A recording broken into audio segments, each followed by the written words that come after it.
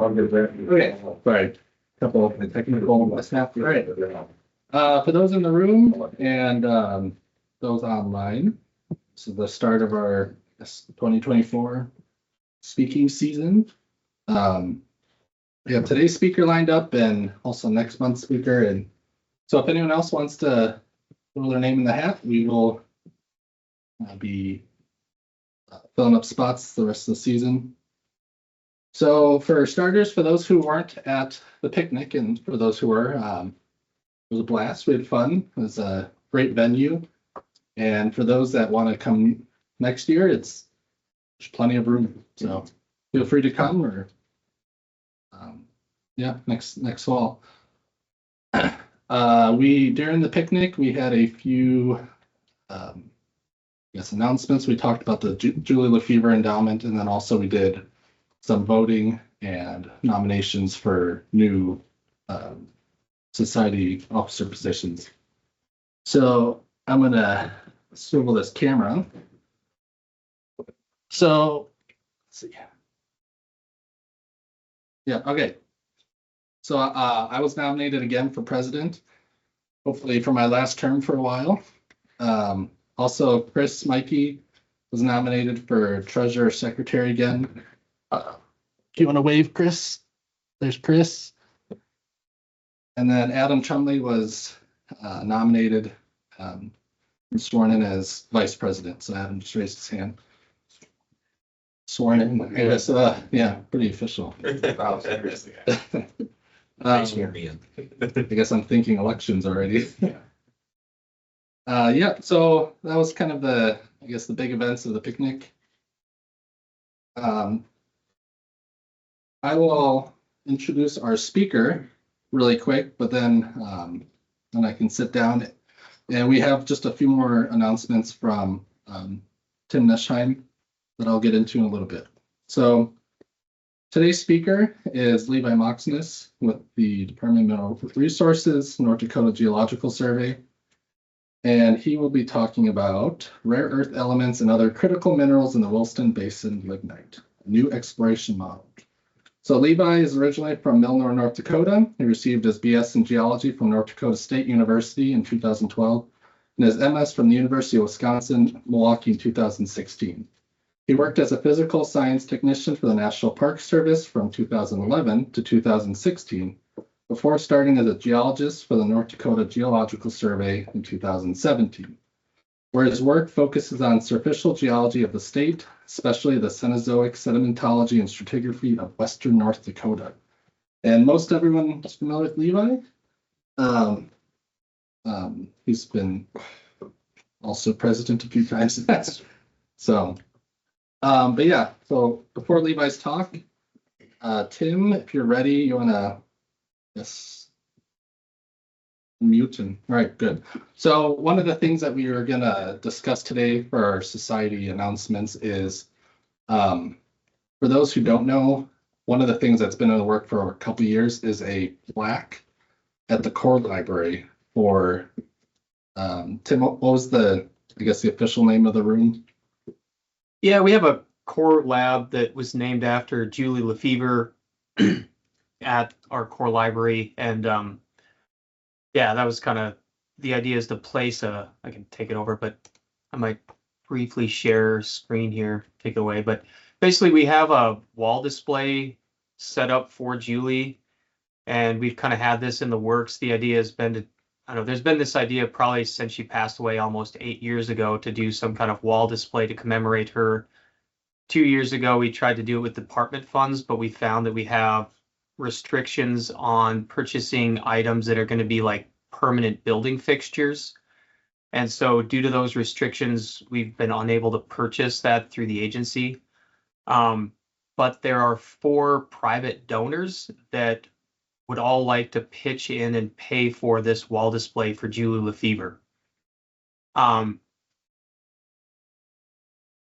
so I don't know if I lost the screen there, but anyways, does everybody see this? So anyway, so the idea, we have 4 people that want to pay for this. They all want to write separate checks. And the idea is that we would use the Geological Society as kind of like an escrow holding account for those funds to eventually make the payment for this wall display. Once we finalize the plans here, it'll take about 4 weeks to make the wall display. And then once we have it, then we'll be due to pay it. And so with these 4 private donors, yeah, they just like to have a place to write the check to in the near term. And also, I think paying for something from 4 different checks would be more complicated. And so really, it's just using the society to temporarily hold about $6,000 of funds until we make this purchase. And that's what we're going to bring up today for quick discussion and for a vote potentially. Did I miss anything, Benjamin? No, and the reason I guess we're going to do a vote is we discussed potential liability, so the DMR can pay up to a certain amount of dollars, and then so if we put in the order, the trophy store expects us to pay 3 of the 4 donors back out. The DMR could pitch in to cover some, but they have a threshold that they can't. So there's a small chance that the society would have to put out a little money. So I mean, it wouldn't be much, but the fact there is some things, that's why we're bringing it up to a vote, is that there could be liability to the society for a small amount, dollar amount. So if this is something, so this is the plaque, and what'd you say? What was could they rename the room also, right, Tim? Yeah, when we had the build core library expansion, part of that was naming one of the core labs after Julie. And so there's an official Julie Lefevre core lab that this would go outside of, right next to the entryway door. And then did you have the picture of the other metallic plaque? Yeah, there's currently a metallic plaque for Wilson Laird, for whom the core library is named after. And so it's 30 inches across, 36 inches tall. And so the Julie display will end up looking kind of like this, that it'll be essentially in grayscale with engraved lettering. Yeah, so we haven't moved forward on this, and we won't until a vote. So I guess, does anyone the money would not be fronted, Right. essentially. So basically, they want to use the society as a way to bring in checks to help pay for this. And then after the money gets brought in from these private donors, then the plaque would be purchased. So, right. And then if in the future, if we just wanted to say this in case anyone wanted to look at the bank account, they saw thousands of dollars going in and out, like, people need to vote on this and know what's going on. But so right now, yeah, like you said, no plan for the society to have to pay for anything, but in the future, if we did, then that would be another separate vote to go forward. But right now, this is just basically any discussion if it's okay if we use the society's bank account as kind of like an escrow and holding to have this plaque made. So would motion to put it to a vote then? Second. Okay, we have a discussion. discussion. Right, and anyone online, if they want to chime in?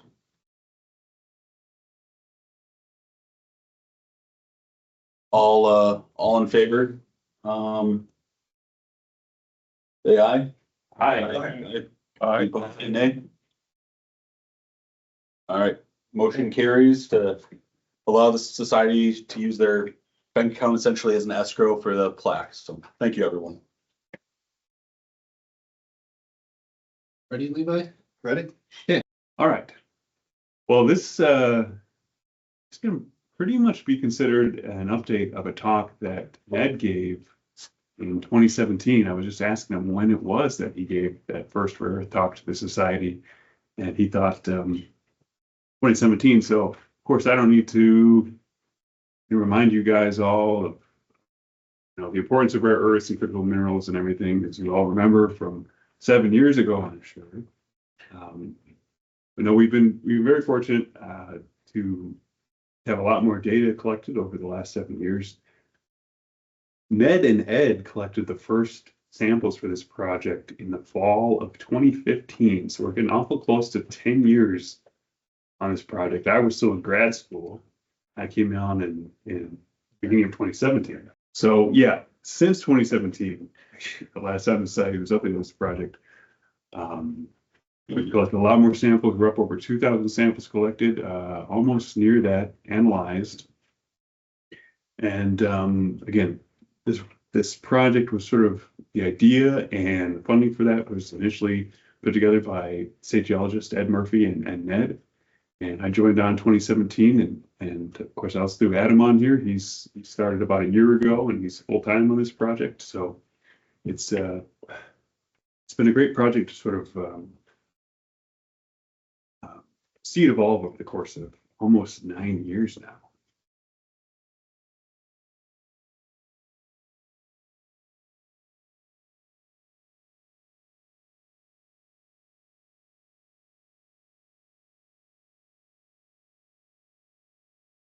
So almost everyone in the room, of course, is familiar with the North Dakota Geological Survey, but this is really one of those great projects where, as our responsibilities established by the Century Code are to sort of be out ahead of industry potentially with these new or evolving potential resource plays, and for the survey to sort of create a framework for exploration for industry to come behind.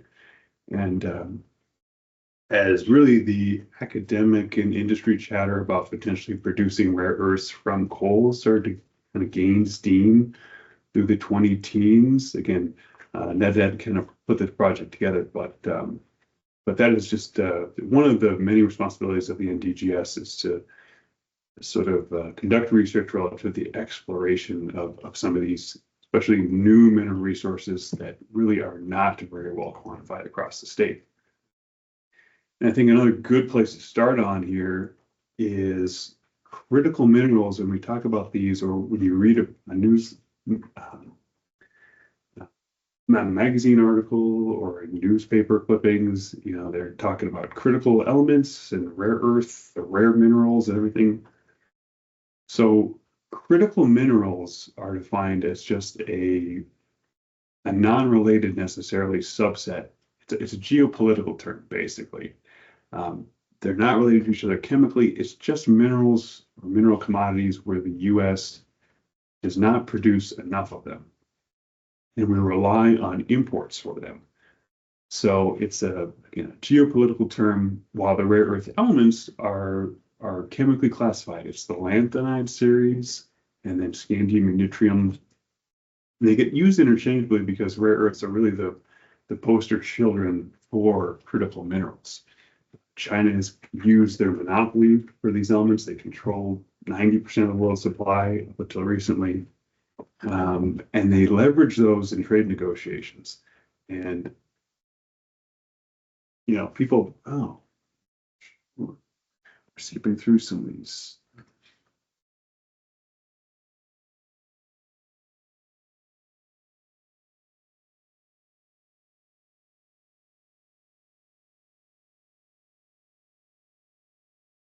Slides are not sliding. Okay, all right. So again, responsibilities in NDGS, and then the difference between critical minerals and rare earth elements. So people have probably been very familiar with some of the news articles. You see these for the last 10 years. It seems like more and more every week. But this really started when a Chinese fishing trawler, like straight in international waters or Japanese waters, Japan, I think, seized the crew of that, and there was this international conflict. And part of that, Japanese economy, of course, was very reliant on rare earth imports because they make a lot of electronics and tech. And so when China decided to cut them off from rare earths, that was a very effective use of their monopoly. And I think the world took notice a little bit. China realized how effective it was.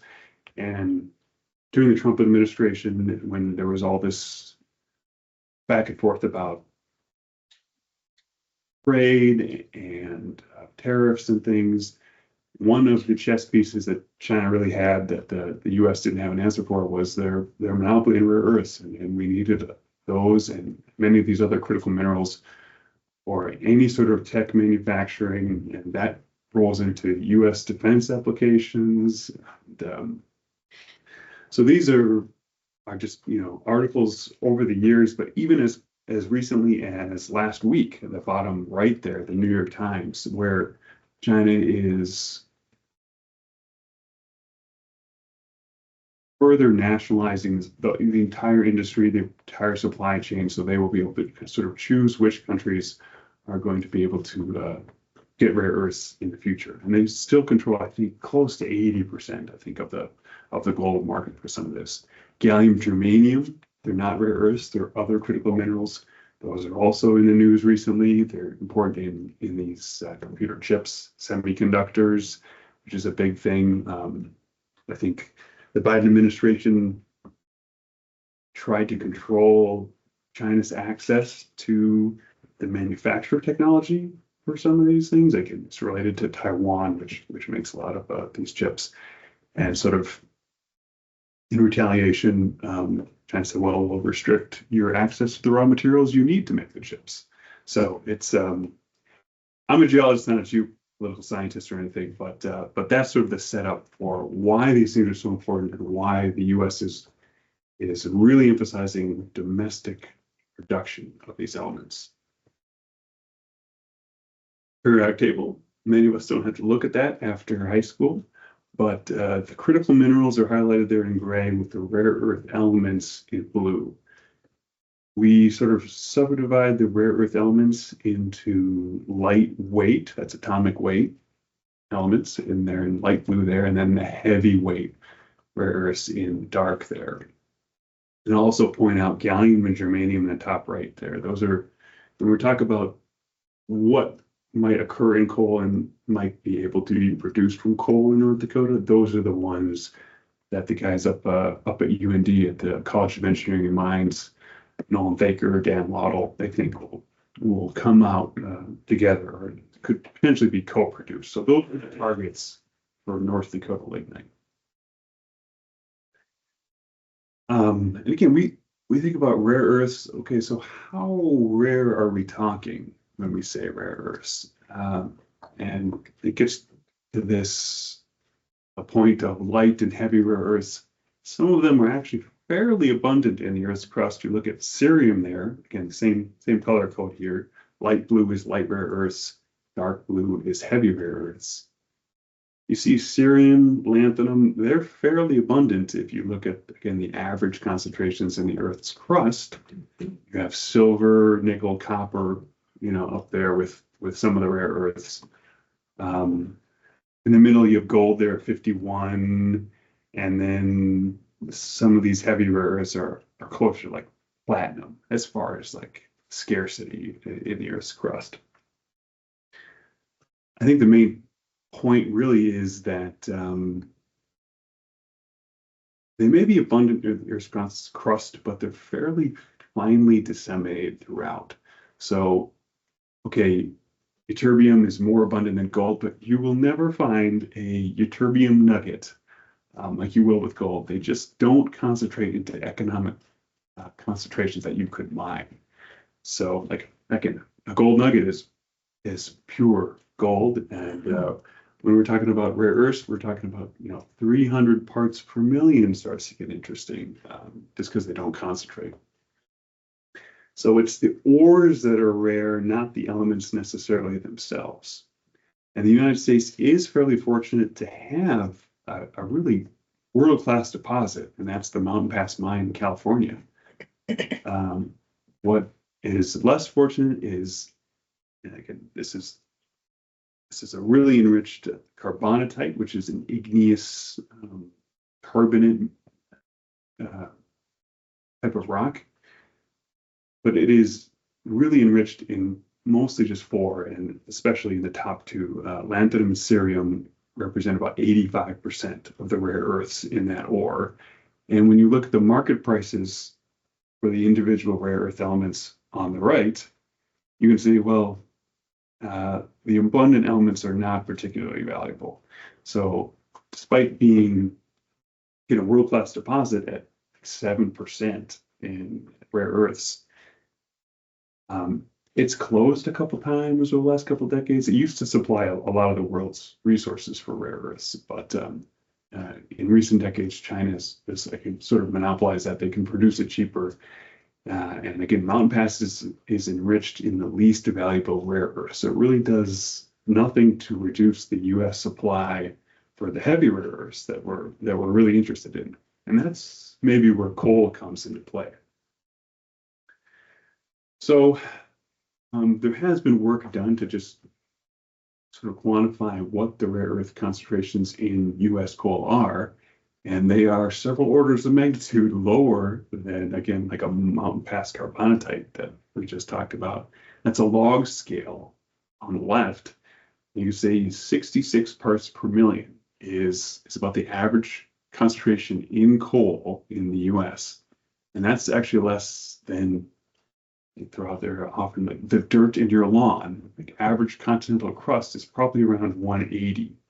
And that's because there's more rare earths and clay minerals than organics, unless the organics become enriched in some way. So there's a big gap there. When people started talking about rare earths or coal as a potential source of rare earths, one of the big advantages is, well, the mineral content stays behind as you burn it. So some of the coal mines are typically burning something like 10%, maybe even 5% ash coal. So when you burn it, you concentrate the mineral matter 10 to 20 fold.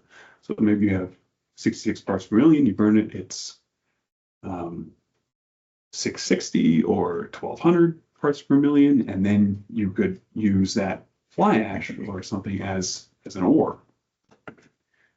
In work since then, they've realized that unfortunately when you do this high temperature combustion, you form these aluminosilicate glass, beads in there that are really locking up a lot of the rare earths. So at that point, it requires, this fine grinding again, and maybe like a lot of acids, expensive acids to digest that glass to liberate the rare earths again. And that's sort of the problem with the hard rock ores that we're talking about already. I mean, it's very expensive to mine hard rock, and maybe you have to like thermally roast it, and then it's very expensive to put in a lot of acids to digest all those primary mineral grains to liberate the rare earths. We're also dealing with thorium alongside the rare earths and that carbonatite, and that's a potentially radioactive element. And if you concentrate that too high, you're worried about all the regulatory thresholds for radioactive waste and things and all the expenses that come with that. Coal, much lower thorium and uranium if you pick the right coal. So since the late 2010s, U.S. Department of Energy is putting out the 300 ppm threshold. That really is saying, okay, with coal, you have a higher proportion of those economic heavy rare earths, lower thorium. A lot of times you're already mining it, so you have the mining costs covered. We're thinking 300 ppm might be a good economic threshold. Let's see if we can find any feedstocks in the U.S. that might average 300 ppm. And then in recent years, again, some of the work they're doing up at UND, talking about the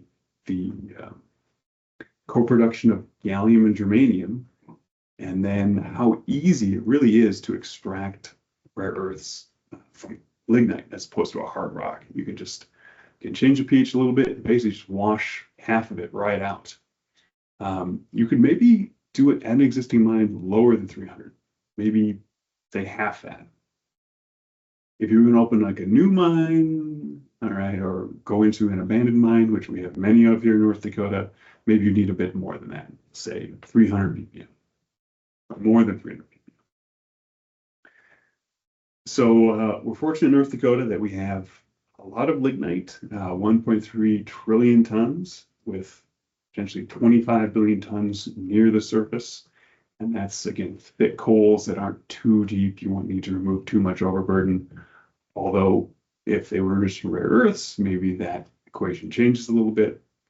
But you can see this is the Public Service Commission abandoned mines database. All those small X's there on the western side of the state are abandoned mines. So you know there's lignite near the surface. And so there's a very, very large geographic area, and that is occurring over about 2,000 feet stratigraphically. So when we started this project and we had, a couple hundred analyses for 1.3 trillion tons, we knew there was a lot of coal to sample and to characterize to really understand if lignite in North Dakota gets enriched.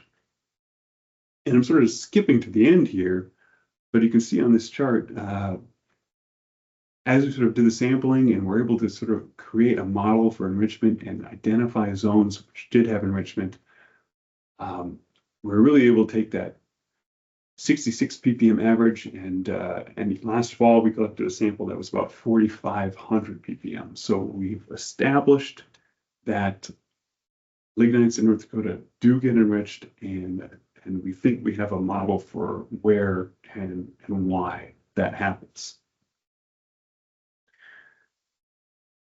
So early on, this paper by Sarah and I in 2012 got a lot of, I think, basins thinking about this, and did a lot of work on Russian and Chinese coals.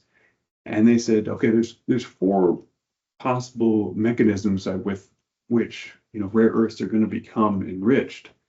And again, we're seeing here in North Dakota, some are 20 ppm and some are 4,000 ppm. It's 200 times difference. The big one that's been identified in Kentucky is, well, you just had a magma that was partitioned heavily in rare earths. It erupted, and you had volcanic ash fall into your coal swamp, and you preserve that in a tungsten, or maybe above the coal bed, and you have an ash, and that is leaching and weathering, and rare earths mobilize in acidic waters, and it flows into the coal below. We know we have ashes in North Dakota out in the Badlands, so first things we did is sample tungstines, the blue bed up in McKenzie County, the Marmouth ash, the Brian ash. No luck. So whether we're just unlucky in the mineralization or the mineral composition of the ashes in North Dakota, but we really just didn't see any correlation in rare earth enrichment and these ashes. You have other possible enrichment pathways, like, again, when the peat bog is there, the coal swamp, you have just the waters that are entering it are enriched. We didn't really think that was probably realistic, since we have the most enrichment at the top of the seams. Like in each bed sample through the coal seam, it usually tends to be the top that's enriched. So it really implies to us that something's coming from above. And if waters are flowing into the bog, as the coal is depositing, you probably expect a more normal distribution throughout the bed. The opposite of that would be hydrothermal enrichment, which we wouldn't expect something coming from below. And these coals weren't buried that deep, like maybe you would get out in Wyoming, closer to the action. Williston Basin's out here in the center of the continent. You get too much of that going on, and we really didn't see much enrichment at the bottom of the seam from something that might be rising.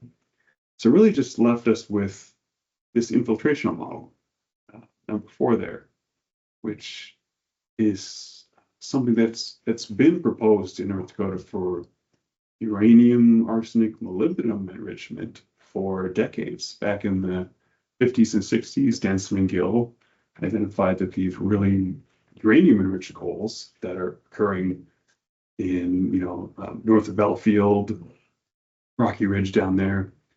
You have this uranium-enriched waters traveling hundreds of feet, and then enriching coals below from, again, liberated elements from erosion, or whether it was weathering in the Eocene or what it was. So we know infiltrational models exist in North Dakota. So we also went to abandoned uranium mines in 2017, sampled radioactive coals. not particularly enriched in rare earths, and vice versa. Our most rare earth enriched samples did not have a whole lot of uranium. So again, it seemed like things were coming from above, but we also had instances like this column on the right where you have really rare earth enriched coals, but right above them, thick coals that are not enriched. So how would infiltrational water, waters that are enriched in rare earths make it through those, in this case, 24 feet of coal to enrich that lower coal? We were a bit stumped on that one for about a year or two. Like, is it lateral flow? Like, what's going on with these? So I mentioned within individual seams, we really saw that the top was the most enriched. We also tended to see, as we started to take more and more samples, measure more sections, again, we saw that unusually frequently, it was the top coal in a given section that was the most enriched. And we kind of proved that out here at these two sites. Totally different stratigraphic horizons. Mud Butte's down here is in the Ludlow Formation. Tracy Mountain is up in the Sentinel Butte. So maybe they're, 600-800 feet apart stratigraphically. When you look at where the organic beds are enriched on these, they both tended to be the upper beds. And so we really think this is long-lived, topographically controlled enrichment, where the top of these buttes have probably been sitting there since before the last ice age. It's hard to say. I mean, the downcutting around them was clearly like late ice age, but how long have these surfaces been sitting there weathering these slightly acidic waters, are moving through the sediments, mobilizing rare earths, carrying them into the upper coals? And so the more intense the weathering or the longer the weathering, the more potential for rare earth enrichment you have. This is going on probably during the ice age, so the climate is not particularly warm or wet, which is why we think we're not getting, we don't see very thick enrichment or anything. Just at about 1,000 ppm. I think we broke 1,000 ppm with maybe 2 samples in this type of scenario, but there were probably glaciers, on the horizon for, some of this period. So not really intense weathering, but you have these long-lived permeable surfaces. These aren't the really, really tall buttes with cap rocks necessarily. These are like this in-between surface that are probably hundreds of thousands, potentially early Quaternary in age, that have just been sitting there, weathering, and acidic waters percolating through and enriching upper coals.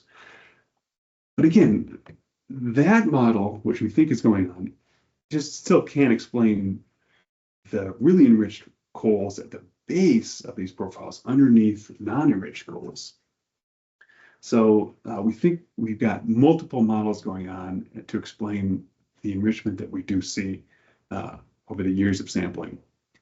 And it really all came together, I think, this day at the end of 2022, where we're like, well, some of us be honest, it almost seems random where these hyper-enriched coal seams are.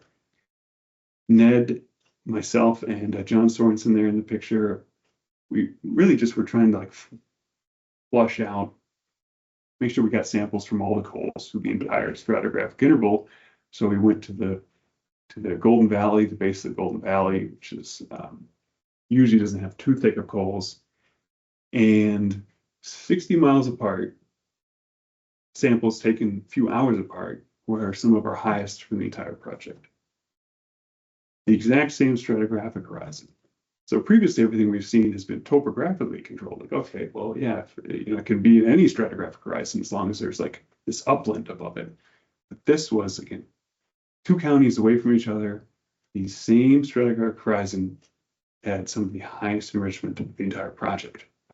I like to throw this picture out because this was our first significantly enriched lignite, and in the background is a wind turbine that has a 4-ton rare earth magnet in it. So I don't know if it's appropriate, but so what is unique about this stratigraphic horizon that seems to have consistent enrichment across it? Well, it's the bared end member of the Golden Valley Formation, and this has been well studied by paleoclimatologists because it formed during this crazy climatic excursion called the Paleocene-Eocene thermal maximum. Last I read, I think they attribute it to volcanism in the North Atlantic, a lot of carbon dioxide put in the atmosphere. There is a rapid temperature climb for about 200,000 years before it moderates and goes back down. And during that time, the surface of the continents is intensely weathered because it's hot, it's humid, and it forms this thick, acidic paleosol, this ultisol, that leaches all of the mobile elements from it, and it forms kaolinite, which is mined today at Hebron Brick Company.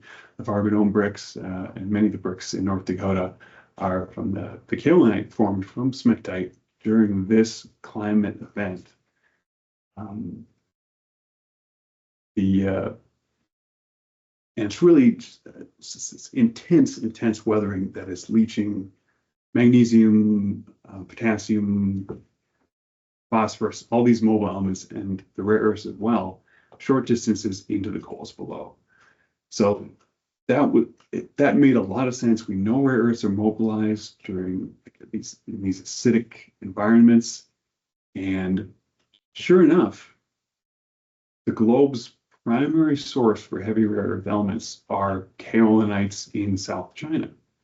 And they're forming under these conditions in modern times. It's much more warm and humid in South China, and they have these profiles forming on granites down there, and that's what they're mining for the heavy rare earths that you can't get out of these traditional igneous deposits like Mountain Pass.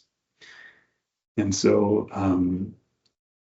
it really made a whole lot of sense that it's the kaolinization of smectites that are mobilizing rare earths into the coals below.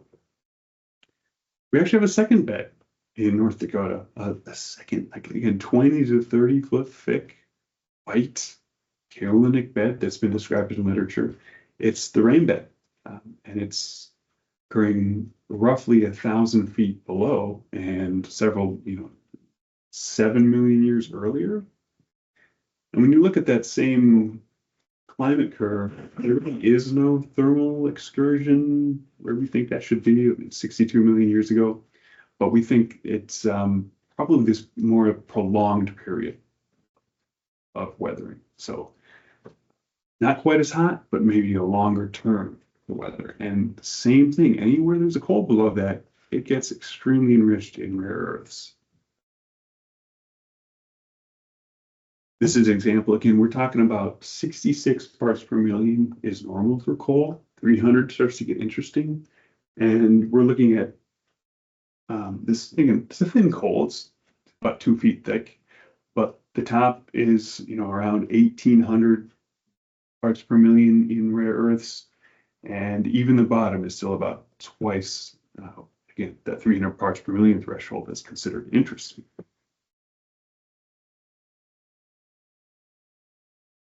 Again, they're very similar profiles overall. Again, 20 feet thick, they're white, coals below. When you line those up, again, we think it really makes a lot of sense for what's going on. And just again, for context, looking at 66 parts per million in the red line there for normal coal, normal sedimentary rock. Clays tend to have more rare earth bearing minerals in them. That's still about 180 parts per million. The most recent samples are even off this chart at about 4,500 parts per million from one year this fall. And they occur in the middle or the bottom of these weathering zones. And so I think the big takeaway is, okay, there's no like exotic, crazy enriched waters that are coming into the Williston Basin to explain these occasional hyper-enriched seams. There's no, again, exotic volcanic ashes that are finally disseminated through there that we just can't see. It's just normal claystone and sandstones that get, we'll say, roughly half of their normal rare earth content leached out. And when you leach 100 ppm out of 20 feet of clay, that's a lot of rare earths to enrich in a coal below. So that's the model we're looking at right now. And this is a quick stratigraphic column, kind of showing where those two are. They're, we'll say, 900 feet apart. If you get towards the edge of the basin, they're going to be closer together where these formations are thinner. Really what we've been able to do is sample anywhere they're exposed, especially on federal and state lands where we have collection permits. We've worked with private landowners as well that have been cooperative to get on their land as well. But this should be present under a very, very large portion of North Dakota. The bear den is eroded over a very large portion of Williston Basin, but the rain bed is still present over most of the basin. So unfortunately, it's not exposed to very many places. You got to kind of go in the Badlands. That's why we've done so much work to take samples, again, on foot, coal in the backpack, access the Badlands, but it should be present in the subsurface. It's just buried by tens or hundreds of feet over a much, much larger area than we've been able to access. So with that model, I mean, we had an explanation for why we have enrichment and why we don't, where we don't. But I think the remaining questions really are, okay, we found like a 2-foot coal max in these positions. These lignites thin and thick over very short distances, thicken over very short distances. What is the thickest lignite we can find in this position to catch all those rare earths from the weathering profile? And what's the maximum enrichment it could have? And that's, I think, what we want to put out there. Hey, we look at a fraction of 1%, the total area that these things can occur. We talk about, well, yeah, 300 parts per million. It's just use a thick, you want a thick coal that averages 300 parts per million. That's economic.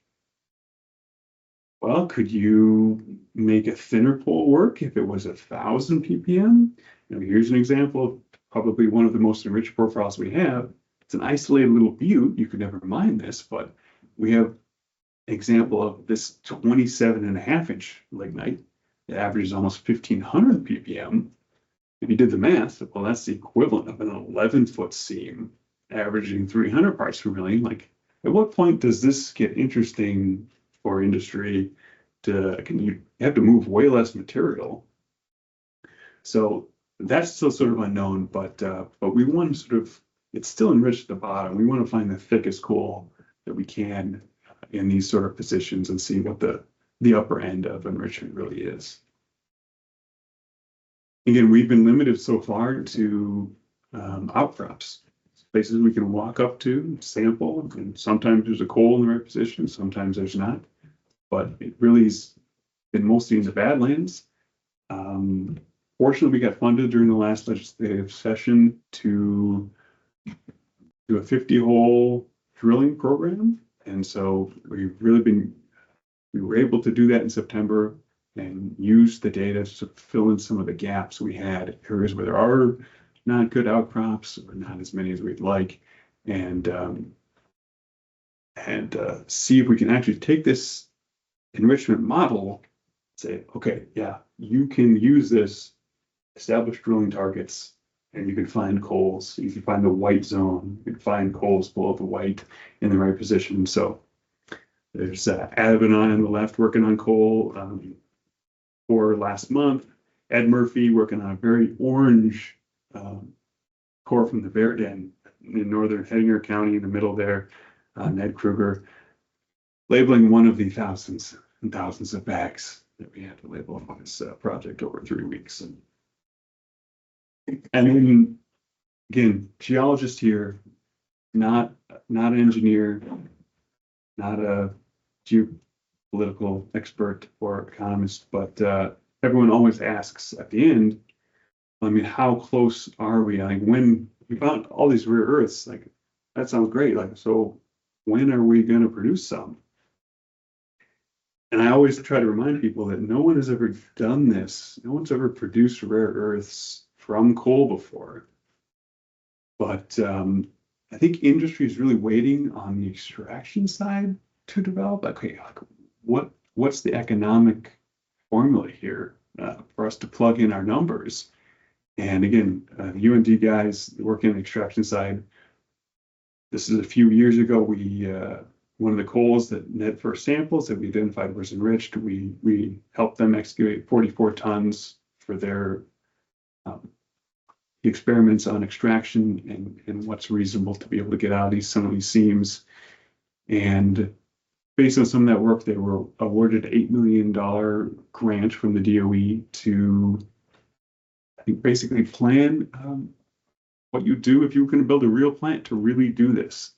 And so there's 250 million, maybe with a match, so half that earmarked here.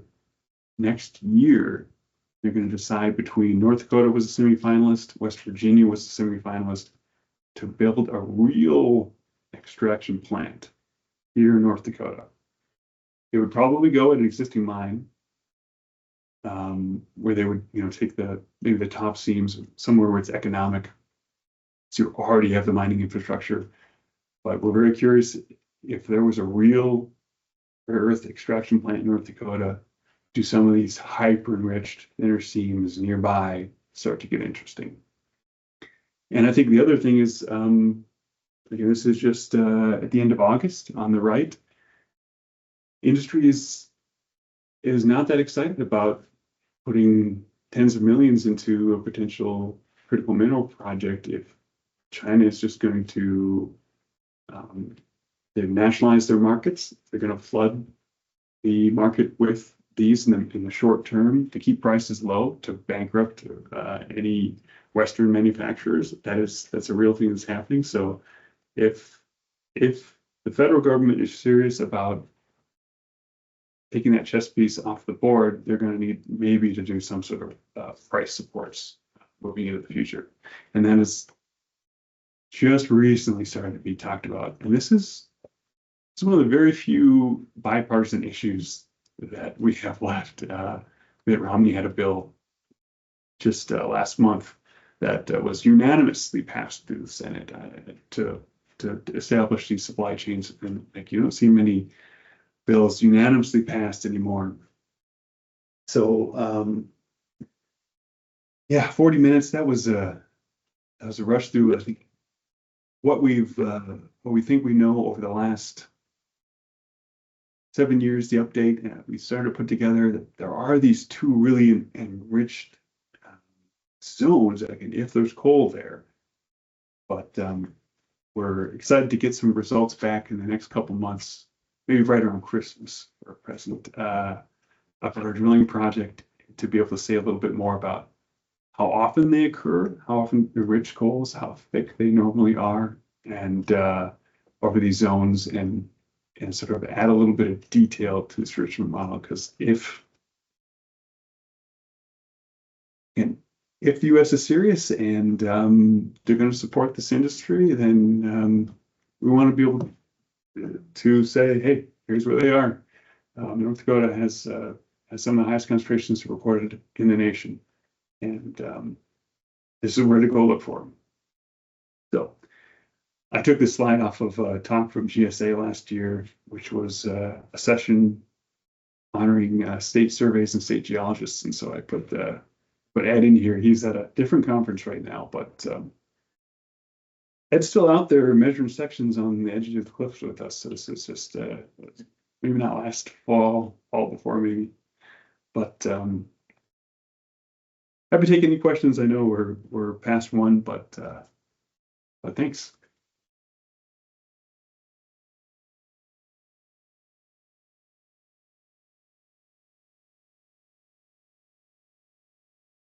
With your drilling project, if you find elevated rare earths away from the weathering bases, does that change your perspective on how these coals become enriched? It sure would, and we joke about that. Like, I mean, that shouldn't be enriched. Like, if it is, would that be good or bad? Like, you know, it would ruin our model, but it would be good because there's rares. And it's really nice because we have a portable XRF now, and we've got that in the last couple of years, and it can only do one of the rare earths, yttrium, but they all move together pretty well, and so we're really able to get a pretty good idea. You know, as soon as we get the core, we're able to kind of tell if it's going to be enriched or not, and then otherwise we wait 6 weeks. We send them off for ICP-MES to let that. So far, I don't think we have really any samples that contradict the model yet. Nothing crazy enriched out of place. We can either attribute it to like, oh yeah, there's a nice weathering surface above, like that probably enriched during the Quaternary, or it's below these white kilinitic zones. So Should have brought in some props.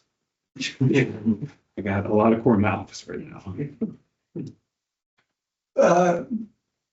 Seeing what you put up here, it looked like the lignites that you targeted and that had success were awfully thin. And so I'm wondering, economically, you got a huge amount of overburden, and economically, what's the story on that? Yeah, so I mean, a traditional model would say, well, you need, you know, what you get, I'd say 5-foot coal, and then, you know, how deep are you willing to remove overburden to get a 5-foot coal for thermal purposes? And that's another thing. Is like, would you do a dual revenue strategy where you're doing thermal burning of the coal and critical mineral extraction?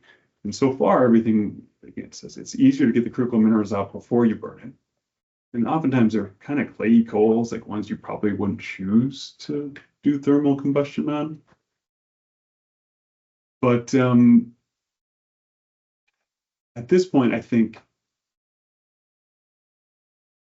you can almost throw that out the window as far as the normal, how deep would you be willing to go to get a 2-foot coal? Well, it's sure, you would never go 100 feet down to get a 2-foot coal for thermal, you know, what you could get for thermal purposes. If it was hyper-enriched rare earths, well, maybe that's a bit of a different story. So, and if you were going to do both, well, hey, maybe that's it. So we're looking for the thickest coal we can find. We'd love to find a 5-foot coal. That's the goal in these zones, but we're really looking at the zones. Again, we know coals that are not within these two kaolinic weathering zones, they're not going to be that enriched. They are just going to be a couple inches at the top. So that's what this is about. It's all right.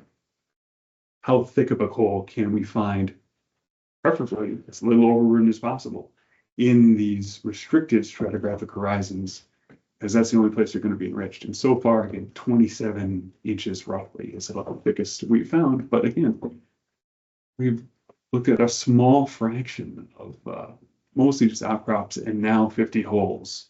So if you talk about the entire Williston Basin, I mean, it's just a sliver of the geographic area that we could be exploring. Has anybody talked about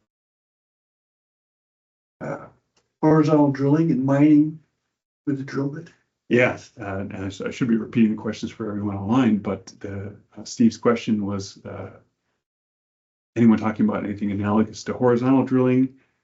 I don't know about horizontal drilling. There is some debate because uranium is mined via solution mining in Nebraska, where you set up wells and you basically just pump a solution across a seam and you pump it out again, say a mile away.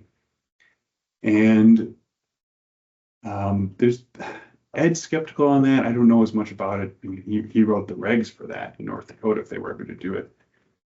I think there's a low to water table there, and so we would be concerned, or like, again, I'd be really interested to see a a broader study of could you solution mine these, because again, all you have to do is change the pH a little bit.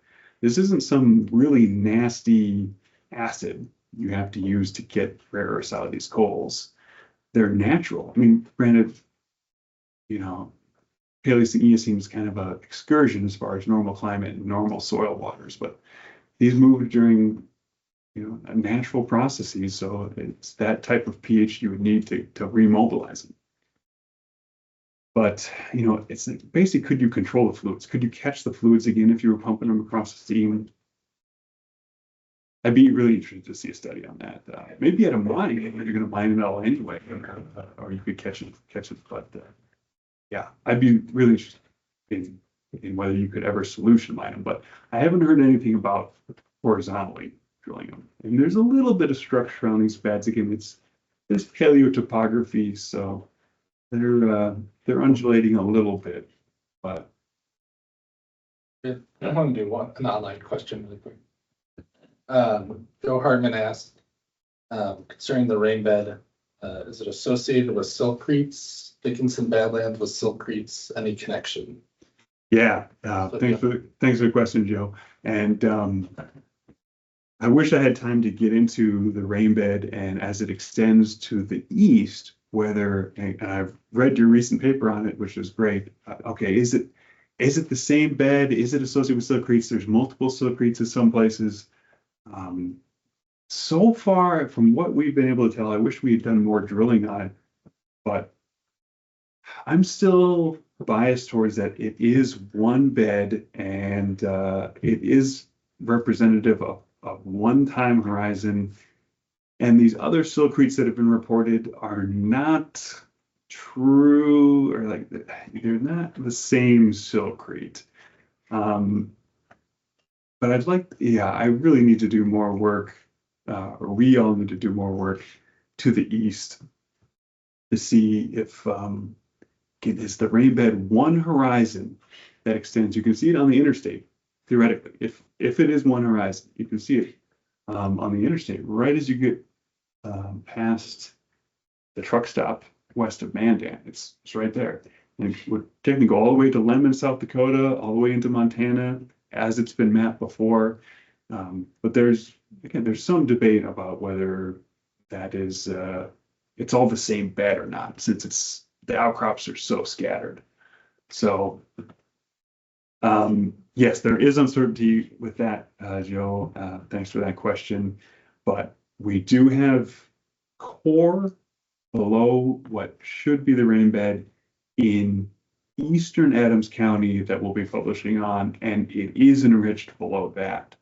So it isn't to say there's not multiple ones of these, but so far everything we've seen is consistent with it being one continuous bed. But again, eastern Adams County is as far east as we've gone. So yeah, you mentioned the enclosing strata are temporarily different. Temporarily different. Yep, temporarily. Yeah, it's exciting. I hope once this rare earth project dies down, we can sort of use some of the data to maybe make some, you know, correlations across these vast distances that have been so tough. But the work Joseph Hartman has done on the marine incursions and how the slope formation and the level formation relate to the cannonball on these marine incursions, regression, transgression has been helpful for sure. So yeah, there's more work to do on that for sure. But so far, we'll just say siltcrete and white correlates to enrichment in coals below. That's as much as I know for now.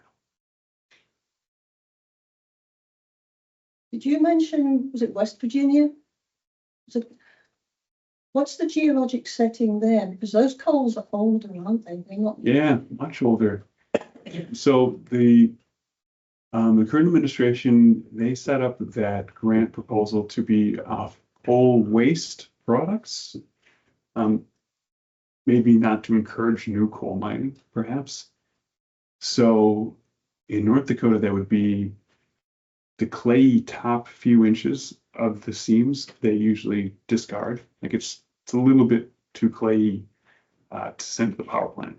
So that they got that classified as coal waste, and that's where the rare earths are anyway. So they would maybe split off the top six inches or so of a seam and send that off and pull the rare earths out. West Virginia's proposal that was also a semifinalist, that's off coal ash, this historic coal ash acid mine drainage.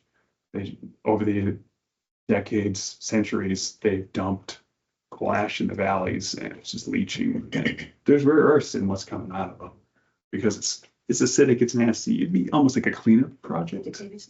Yeah. So The streams run orange. yeah, but Southeast Ohio. yeah, I've heard a little bit about it, but as an aside, lignite. I had someone call me a couple years ago talking, I heard you got rare earths in your peat up there in North Dakota. He was from West Virginia. It's like, all right, like it is lignite. I mean, it's coal, like it's not peat, but they're used to these really, really high rank coals, these bituminous anthracite out there in the Appalachians. What people are looking at right now is the rare earths are really bonding to the oxygen, these carboxylic acid complexes. Again, not a chemist. And as you mature your coal, they go away. So, you know, lignite is this low rank of coal. It's got low BTUs, but as far as like being able to incorporate some of these trace elements, it's really lignite that might be the have an advantage over these much more mature coals, like again anthracite out there. And so far, the other basin that has a lot as published concentrations that are as high as ours is the Texas Gulf Coast lignite basin. It's not any of these bituminous, subbituminous anthracite basins. Like sure, like it's such pure coal that you can burn it down and maybe the ash is competitive, but so far what I've heard, you lock it all up in these glass beads, it's just not economic to go after that unless it's really, really enriched.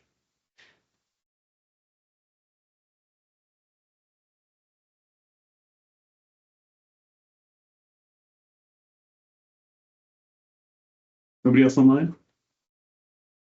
All right, we can all get back to work, I guess. And yeah, I will have this, if you want to see it up there too, I'll have this on our YouTube. We have a YouTube channel for the society, so I'll have it posted tomorrow. You want to share the link or watch it again?